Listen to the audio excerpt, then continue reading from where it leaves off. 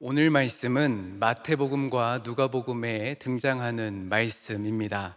비판하지 말고 정죄하지 말라. 그리고 용서하라. 그리고 주라.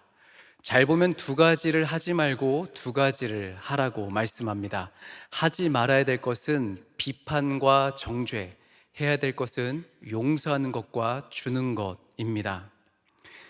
비판하지 말라. 그래야 비판받지 않는다. 용서하라. 그래야 용서받는다는 구조는 대구법이라는 수사기법을 통해서 듣는 사람이 더 깊이 강하고 쉽게 와닿도록 예수님이 말씀하고 계십니다. 왜 예수님이 이 말씀을 하실까요? 몇 가지 이유가 있습니다. 당시 유대 사회는 율법 중심의 사회였습니다. 율법 중심의 사회. 물론 율법 자체가 나쁜 것은 아닙니다. 하나님을 경외하고 정결하게 살아가려는 좋은 마음이었기 때문입니다. 그러나 시간이 흐르면서 이 율법과 전통은 사랑이 아닌 비판과 정죄의 도구가 되어버립니다. 2000년 전 한 사람을 소개합니다. 예루살렘 남쪽 회당에 있던 젊은이로 오늘 설교의 이해를 돕기 위한 가상의 인물입니다. 그는 말씀을 사랑했고 사람을 잘 도왔고 어머니를 지극히 섬기던 사람이었습니다. 하지만 율법을 다 외우지는 못했고 토라 시험에서 늘 미달된 점수를 받았던 그저 평범한 청년입니다. 그는 항상 묻고 싶었습니다. 왜 나는 율법을 다 알지 못한다는 이유로 회당의 맨 뒷자리에만 앉아야 하는가? 왜 사람들은 모세의 율법 한 구절로 이렇게 사람을 무가치하게 여기는 것일까? 그곳 회당의 유대 장로들은 반면에 율법에 밝았고 율법의 틀을 어기는 자에게는 벌을 내릴 권한도 갖고 있었습니다. 어느 날 안식일에 병든 어머니에게 이 젊은이가 물을 길러다 줬다는 이유로 회당의 유대 장로가 찾아와 이렇게 말합니다. 당신은 안식일을 범했으니까 이제 회당 중심에 있을 자격이 없습니다. 저쪽으로 물러가시오. 사랑보다 형식이 앞서고 긍휼보다 기준이 앞섰던 2000년 전 유대사회. 기준에 틀렸다라는 말은 한 사람의 삶의 자리까지도 빼앗는 말이 되어버리게 됩니다. 그 구청년은 회당의 구석에만 앉게 됩니다. 점차 누구와도 말할 수 없었고 스스로도 자신은 틀린 사람, 잘못된 사람이라고 믿기 시작했습니다. 그런데 그런 예루살렘 골목 끝에 한 청년 랍비가 나타납니다.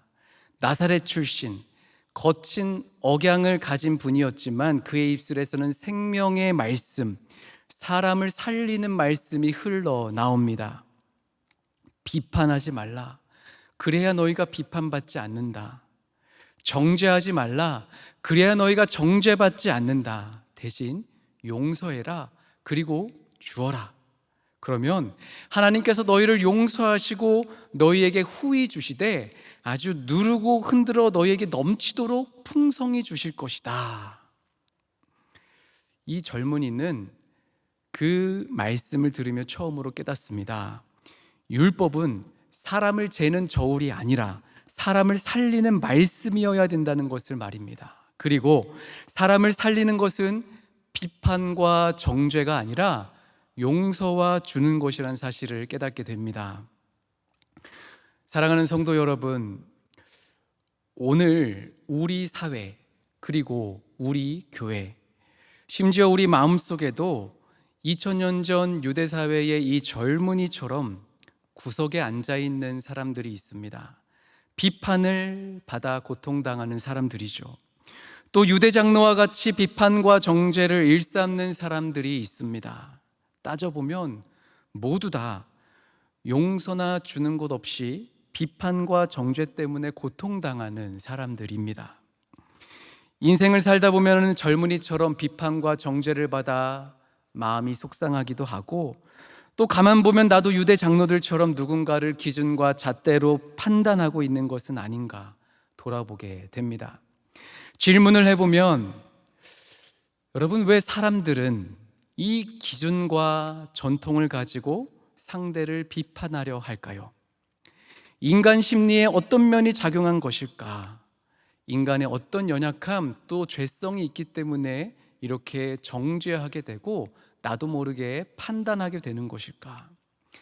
이 젊은이를 비판하고 정죄하는 유대 장로들 역시 처음에는 율법을 배울 때 순수한 마음으로 말씀을 외우고 하나님을 따르려는 열심을 가졌을 것인데 왜 그 잘 쓰여야 될 율법이 상대를 깎아내리고 무시하는 정죄의 칼날이 되었을까 하는 질문입니다. 방금 이 이야기 속에 숨겨진 몇 가지 원리가 있습니다. 4가지로 다루겠는데요. 첫 번째는 자기 의로움 때문입니다. 나는 옳고 너는 틀리다라는 마음이죠. 예루살렘 회당 안에서 율법을 철저히 지키는 사람들은 자신을 의롭다고 여겼습니다. 자신은 율법을 지켰으니 괜찮고 지키지 못한 젊은이는 틀린 것입니다. 왜 그런 생각이 들까요? 심리학자 폴 틸리가 인간은 누구나 내면 깊은 곳에 불안과 죄책감을 가지고 있고 그것을 덮기 위해서 도덕적으로 우월한 존재로 자신을 정당화하려는 욕구가 있다고 합니다. 그러니까 율법을 잘 지키는 사람은 그것으로 끝나는 것이 아니라 스스로를 안심시키려는 심리적인 보호막이 형성되고 이 보호막을 가지고 나중에는 다른 사람을 비판하고 정죄하는 그렇게 공격용 무기로 사용한다는 것이죠. 혹시 우리도 유대 장로들처럼 나는 그래도 저 사람보다는 낫다라고 생각하지 않습니까? 자기 의로움은 나를 높이는 것처럼 보이지만 결국은 누군가의 마음을 괴롭게 하는 무기가 될 수도 있다라는 그 사실을 우리가 기억해야 합니다. 두 번째 이유는 문자적 율법 해석의 경직성 때문입니다. 문자적 율법 해석의 경직성. 율법은 하나님의 마음, 그러니까 공의와 자비와 어떤 긍휼을 담고 있지만 문자에만 매달리는 해석은 사랑과 자비는 지우고 판단만 남게 합니다. 즉 안식일에 일하지 말라는 율법은 하나님을 깊이 만나고 하나님의 사랑에 푹 잠겨서 그 힘으로 한 주를 또한 살아가라는 하나님의 더 크신 마음이 담겨 있는 것인데 문자적으로만 경직되게 해석하게 된 것입니다. 세 번째는 투사기제입니다. 투사기제. 자신이 받아들이기 힘든 감정이나 욕망 또 자신의 단점 등을 무의식적으로 타인에게 떠넘겨서 마치 상대가 그런 문제를 가진 것처럼 인식하는 어떤 심리적 메커니즘입니다. 앞서 회당의 유대 장로가 젊은이에게 너는 안식일을 어겼으니 가운데 앉을 자격이 없다라고 엄하게 꾸짖었습니다. 그러나 가만 보면 정작 유대 장로 자신도 마음 깊숙한 곳에 안식일에 관한 어떤 억눌린 욕망과 그러한 죄책감을 품고 있을 수가 있었다. 프로이트는 바로 이런 현상을 투사기제라고 불렀습니다. 우리는 내면의 어떤 부정적인 감정이나 나 자신의 약점을 받아들이기 어려울 때 그것을 타인에게 던지면서 타인을 비난하곤 합니다. 실제로 젊은이는 어머니를 살리기 위해서 안식일에 물을 길었을 뿐인데 유대 장로는 그 행위가 자신도 사실은 과거에 저질렀을 법한 죄라는 불안으로 다가와서 상대에게 투사한 것입니다. 스스로에게 질문해 볼 수 있기를 바랍니다. 누군가가 유난히 싫고 쉽게 비판하고 싶을 때 혹시 그 사람 안에 내가 인정하기 싫은 나 자신의 미운 모습이 지금 보여지고 있는 것은 아닌가? 그런 우리들을 향해서 예수님 말씀하십니다. 비판하지 말라. 정죄하지 말라. 이 말씀은 단순한 도덕적인 훈계가 아니라 우리의 심리와 내면, 이 연약함을 잘 살펴보라는 영적인 거울로 우리가 받아들일 수 있기를 바랍니다. 혹시 내가 남을 비판하고 정죄하고 있다면 이 영적 거울인 누가복음의 말씀을 통해서 내면의 깊은 연약함을 회개하고 주님께로 돌아오라는 사랑의 메시지에 응답할 수 있기를 주님의 이름으로 간절히 바랍니다. 우리가 오늘 읽진 않았지만 누가복음 6장 41절에 보면은 이렇게 말씀합니다. 어찌하여 형제의 눈 속에 있는 티는 보고 내 눈 속에 있는 들보는 깨닫지 못하느냐. 형제의 눈 속에 있는 아주 작은 이 티는 어떻게 이렇게 잘 발견하는데 내 눈 속에 있는 들보는 보지 못한다는 겁니다. 이건 예수님께서 참 비유를 아주 흥미롭게 하신 대목인데요. 여러분, 들보가 뭡니까? 들보는 집을 지을 때 집을 떠받치는 아주 큰 기둥이죠. 큰 기둥, 집을 세울 때 쓰는 아주 큰 기둥입니다. 아주 굵은 나무. 오늘로 치면은 공사 현장에서 볼 수 있는 H빔이라고 볼 수 있겠습니다. 그러니까 내 눈에 이만큼 큰 H빔이 지금 박혀 있는데 나한테 박혀 있는 이 H빔, 이거는 보지 못하고 저 상대에게 있는 아주 작은 그 T는 어떻게 보고 그것을 가지고 비판하고 있다는 예수님의 아주 그 비유의 말씀이 됩니다. 이러한 우스꽝스러운 일을 당시 이스라엘 백성들이 하고 있었던 것이죠. 상대를 비난하고 정죄하는 이유 네 번째는 도덕적 직관주의와 관련이 있습니다. 도덕적 직관주의. 사람들이 도덕적인 판단을 할 때 합리적인 추론을 하기보다 직관적인 감정에 따라 이루어진다는 것입니다. 미국의 사회심리학자 조나단 하이트의 이론인데, 쉽게 설명하면 인간은 옳고 그름의 도덕적 판단조차 어떤 합리적이나 어떤 합리성보다 감정에 따라서 판단한다는 것이죠. 그리고 내가 어디에 속해 있나, 소속 집단의 분위기에 따라서 좌우된다는 거예요. 즉 사람들은 무엇이 옳고 그른가 보다 누가 나와 가까운가, 누가 말했는가에 따라 판단한다는 것이죠. 최근 넷플릭스 드라마 중에 미지의 서울행이라는 드라마가 있습니다.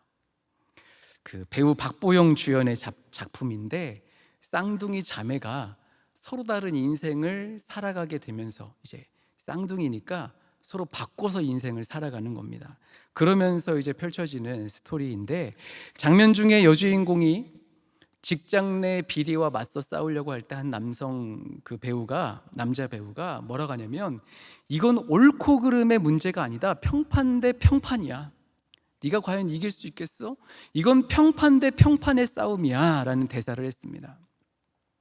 즉 사람들은 옳고 그름에 따라 움직이는 게 아니라 평판에 따라, 대세를 따라 판단한다는 그런 인간의 연약함을 꾸짖는 메시지입니다. 이와 마찬가지로 앞서 유대회당의 장로들은 율법을 철저히 준수해야 된다는 어떤 이 무대를 지키기 위해서 젊은이를 곧장 틀린 사람으로 낙인 찍은 거예요. 그 행동은 사실 자신들의 권위와 평판을 확보하려는 집단 심리의 산물인 것입니다. 사랑하는 성도 여러분, 우리의 삶은 끊임없이 타인을 향한 평가와 자기 자신을 향한 평가로 이루어져 있습니다. 우리는 종종 타인을 너무나도 쉽게 평가합니다. 정죄하죠. 그런데 사실 따지고 보면 더 깊은 곳에서 우리는 자기 자신에게도, 나에게도 매우 가혹한 평가와 정죄를 하며 살아가는 것을 보게 됩니다. 나는 왜 이것밖에 안 될까? 나는 항상 부족한 사람이야. 이러한 자기 정죄는 우리를 영적으로 정서적으로 병들게 만들 뿐만 아니라 하나님이 내게 하신 약속을 끝까지 지켜나가는데 방해하게 되는 것이죠. 그렇다면 이제 말씀을 대하는 우리는 어떻게 이제 살아가야 될까요? 네 가지로 나누겠습니다. 첫 번째로, 타인을 향한 비판과 정죄를 내려놔야 됩니다. 타인을 향한 비판하지 말라. 여기서 사용된 헬라어 동사는 크리노인데 법적인 용어입니다. 법적인 용어. 판결을 내리듯이 권위적인 의견을 제시하며 사람들을 정죄하거나 비난하는 행위입니다. 이러한 비판과 정죄를 멈추어라. 그래야 너희도 비판받지 않을 것이다. 여러분, 그런데 역으로 한번 생각해 보면 혹시 비판 받아보셨습니까? 그리고 정죄를 한번 받아보셨습니까? 제대로요. 사람은 비판과 정죄 앞에서 단순히 기분만 나빠지는 것이 아닙니다. 존재 자체가 흔들리는 경험을 하게 돼요. 처음엔 억울하죠. 내가 뭘 그렇게 잘못했나 싶은데 시간이 흐르면 이상하게 그 말이 진실처럼 느껴집니다. 사람들이 붙여준 언어가 나라는 존재 인식보다 먼저 나를 형성하는 것처럼 보여지고, 어느새 나는 사람들이 형성한 언어에 따라 그렇게 되어가는 사람이 됩니다. 그때부터 우리는 내면의 거울을 자주 들여다보게 되죠. 내 말투는 괜찮았을까? 나는 혹 실수하지 않았나? 내 웃는 표정은 어색하지 않았나? 끝없는 자기감시를 하게 되는 거예요. 비판과 정죄를 받는 사람은 자기감시라는 그 감옥에 가둬지게 된다는 것입니다. 자유는 사라지고 대신 눈치와 긴장과 불안이 마음을 지배합니다. 결국 그 사람은 숨는 법을 배우게 되는 거죠. 예배당 안에 있어도, 회식 자리에 있어도, 가족들 사이에서도 내 자리는 점점 구석으로, 기둥 뒤로, 문 옆으로 밀려나게 되는 거예요. 그렇게 사람들의 눈치를 피하다 보면, 그렇게 자기감시 속에서 고통받다 보면 어느 순간 나 자신이 어떤 존재인지조차도 헷갈리게 됩니다. 정죄는 이렇게, 비판은 이렇게 사람을 무너뜨립니다. 비판은 사람을 이렇게 비참하게 만드는 것이 되는 것이죠. 그러니 주님은 말씀합니다. 비판하지 마라. 정죄하지 마라. 대신에 용서하라. 그러고 보니 이 말씀은 단순한 명령이 아니라 사람을 살리고자 하는 하나님의 마음이 담겨 있습니다. 나를 살리고 상대를 살리고 공동체 전체를 살리는 사랑의 메시지가 오늘 말씀인 것입니다. 그러니 사랑하는 여러분, 정죄하지 말고 용납하십시오. 비판하지 말고 들어주십시오. 그리고 혹 비판과 정죄로 인해 숨어있는 사람이 있다면 그들을 찾아내어 함께 앉아 주십시오. 우리의 말 한마디, 시선 하나가 누군가에게는 삶의 시작이 될 수 있습니다. 사람을 다시 중심으로 불러내는 복음의 통로가 될 수 있다는 것입니다. 그렇게 할 때 하나님이 기뻐하시는 나와 우리 공동체가 되게 될 줄로 믿습니다. 두 번째는 나 자신을 향한 비판과 정죄를 내려놔야 됩니다. 아까는 타인을 향한, 이번에는 나 자신을 향한 정죄와 자기 비판. 우리는 종종 완벽을 추구하면서 스스로에게 지나치게 엄격한 기준을 적용합니다. 그 결과 작은 실수 하나에도 스스로 용납하지 못하고 끊임없이 자신을 괴롭히는 거예요. 베드로가 주님을 부인하고 스스로를 정죄하며 통곡했던 모습을 기억하십시오. 그러나 부활하신 예수님은 베드로에게 찾아가셔서 그를 용서하시고 회복의 기회를 주셨다는 것을 믿을 수 있기를 바랍니다. 동일하신 예수님께서 저와 여러분을 정죄하지 않으시고 용서하십니다. 로마서 8장에 그리스도 예수 안에 있는 자에게는 결코 정죄함이 없나니 이 진리를 붙들고 자신을 용서할 수 있기를 바랍니다. 나 자신의 연약함을 받아줄 수 있기를 바랍니다. 나는 실수할 수 있는 사람이다 라고 인정할 수 있기를 바랍니다. 세 번째로, 풍성이 주는 삶을 살아야 됩니다. 주는 삶. 38절을 우리 함께 앞에 화면을 통해서 읽어보겠습니다. 주라, 그리하면 너희에게 줄 것이니 곧 후히 되어 누르고 흔들어 넘치도록 하여 너희에게 안겨주리라. 너희가 헤아리는 그 헤아림으로 너희도 헤아림을 도로 받을 것이니라. 아멘. 여기서 주라는 원어의 뜻은 단순히 물질적인 것을 넘어서 부여하다, 맡기다, 생산하다라는 어떤 폭넓은 주시는 의미를 담고 있습니다. 우리가 줄 때 하나님은 우리가 주는 것보다 더 풍성하게 되돌려 주시는 분이라는 것을 말씀하고 있습니다. 이건 단순히 물질적인 보상을 얘기하는 게 아닙니다. 하나님과의 관계에서 오는 영적인 풍성함을 의미합니다. 여러분, 하나님의 풍성함을 신뢰하십시오. 그리고 관대하게 베풀어 주시기 바랍니다. 그때 우리는 상상할 수 없는 방법으로 채워지는 경험을 하게 될 줄로 믿습니다. 은혜의 선순환이라는 말로 설명할 수 있겠습니다. 우리 한번 설교를 듣는 중간인데 한번 우리 따라 한번 해볼까요? 은혜의 선순환. 은혜의 선순환입니다. 주게 될 때 얻게 되는 은혜의 선순환, 곧 후이되어 누르고 흔들어 넘치도록 갚아주시는 하나님의 은혜는 우리가 먼저 관대하게 베풀 때, 그리고 먼저 정죄하지 않을 때, 먼저 비판하지 않을 때, 먼저 용서할 때 주어지는 하나님의 풍성함이라는 것을 오늘 설명하고 있습니다. 네 번째로, 상대를 용서하고 나를 용서하십시오. 여러분, 사실 용서는 정말 힘든 것입니다. 상대방이 나에게 사과조차 하지 않았을 때 내가 용서한다라는 것은 이건 아주 고차원적인 영성인 것이죠. 어떻게 용서가 가능합니까? 그런데 그럼에도 불구하고 70번씩 7번까지도 용서하라고 우리 주님은 말씀하십니다. 즉 무한정 용서하라. 어떻게 가능합니까? 사실 인간의 힘으로는 불가능합니다. 용서가 인간의 힘으로 가능한 분은 아마 없으실 거예요. 용서는 그래서 기도해야 가능해지는 것입니다. 예수님께서 가르치신 주기도문에 우리가 잘못한 사람을 용서하여 준 것 같이 우리 죄를 용서하여 달라라는 이 용서, 여러분 잘 보면 용서라는 주제가 주기도문 안에 들어가 있다라는 것 자체가, 이 말씀이 의미하는 것은 용서는 기도 없이는 불가능하다라는 메시지예요. 그런 의미로 저는 이렇게 정의합니다. 용서하라는 말은 기도하라는 메시지입니다. 용서하라가 어떤 메시지라고요? 기도하라. 용서하라는, 기도하라는 메시지예요.